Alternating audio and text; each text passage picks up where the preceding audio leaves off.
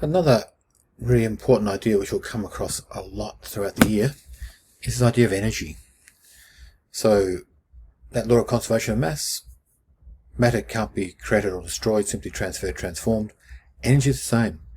We transfer energy, we transform it, so we take it from one place to another, or we change it. Here's our wind turbine swinging away over here, and that would suggest that it's transforming wind energy into electrical energy for use for somebody.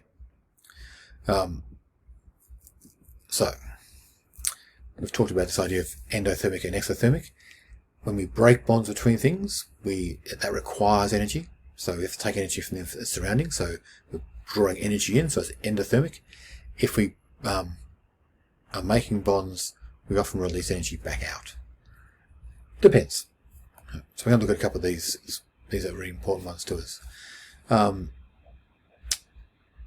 to try to say here with chemical energy. We tend to talk about energy being stored in chemical bonds.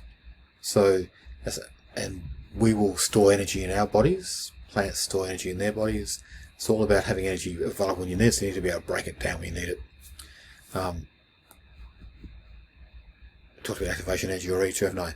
That idea of a chemical reaction needing a little bit of energy to spark it off. Just like lighting a match and putting it against the gas tap, or the spark plug in an engine sparking off the fuel. That spark's required as that bit of activation energy to get things happening. There are two really important chemical reactions that take place on the planet, and without them there's no life. One of them is called photosynthesis, and plants do this in their green parts. They have a thing called chlorophyll, which acts as a catalyst to help the reaction take place. So this is a balanced equation. There are 6 carbon dioxide molecules, so 6 carbons, 12 oxygen in there, combined with 12 water molecules, so you've got 24 hydrogen and 12 oxygen. In the presence of light, because the light energy is going to be transformed into chemical stored energy here, and chlorophyll, which gives the green parts of the plants that green colour, you get 1 glucose molecule.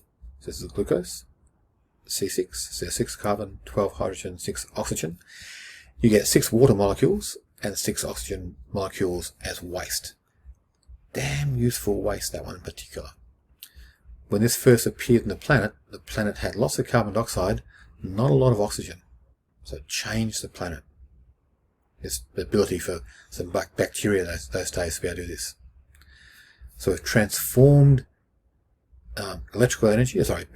light energy into stored chemical energy. And this is always considered an endothermic reaction. We've taken energy and stored it up. But you've also got to be able to do this. It's all well and good to have stored that energy, but that energy as glucose can't be used. So we have to do something called cellular respiration. So plants, of course, do photosynthesis for themselves. They're getting that glucose so they can do cellular respiration and produce this other chemical called adenosine triphosphate, ATP. So in this case, and then we eat plants or other animals to get the glucose to get ATP. So 1 molecule of glucose, C6H12O6, is oxidized or burnt by 6O2. So when you burn the glucose, you produce heat. That's where your heat comes from. They produce 6 carbon dioxide, so some waste, 6 water molecules, more waste, but most importantly, we get if it's working effectively and efficiently, 36 to 38 units or molecules of adenosine triphosphate. And this is the energy that cells use to do everything they need to do. So we've transformed the stored chemical energy into an energy of action. But in doing so, we've released energy. So this is exothermic. We've broken down the glucose molecules. So 2 really important chemical reactions. You'll come across them a lot because they're so critically important. We'll talk about them again, I'm sure. That's a little starting point. So hopefully there's some more questions brewing away inside heads. I do hope so.